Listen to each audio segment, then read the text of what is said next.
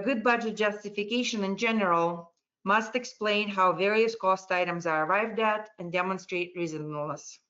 Here, in the budget justification part that is devoted to participant support costs, you will note that costs are shown in total as well as on a participant basis to demonstrate that the amounts are reasonable.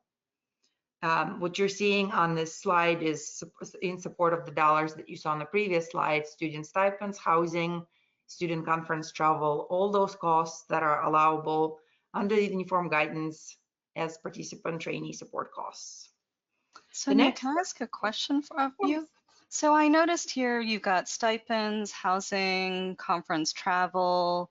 In the definition that we covered earlier, it said that participant support costs may be costs that are paid to or on behalf of participants. So in this slide, what would you say might be costs that were paid to or on behalf of participants? So that's a good question, Jennifer, and thank you for that reminder. That's very important. It has to be paid to the participants or on their behalf.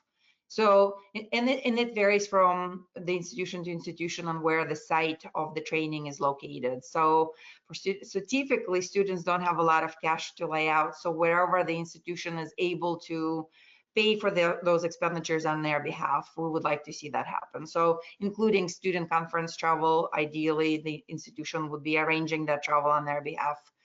The housing, the same thing essentially. And then student stipends are something that gets paid to the students. So good question, thank you, Jennifer. That there are many elements to a grant that will support student experience that that's not going to be paid to the students or on their behalf. So all the elements of other direct costs shown on this slide were deemed necessary by both the institution that submitted the proposal and the awarded agency that awarded the grant. These fall into the category of administering and coordinating and other operational activities that enhance students' professional development. So they're clearly necessary for the performance of this work. NSF solicitations that Jennifer walked us through clearly stipulate that these costs must be modest and reasonable. I mean, that's generally true, I think, for all federal awards, but they specifically call it out in their solicitations.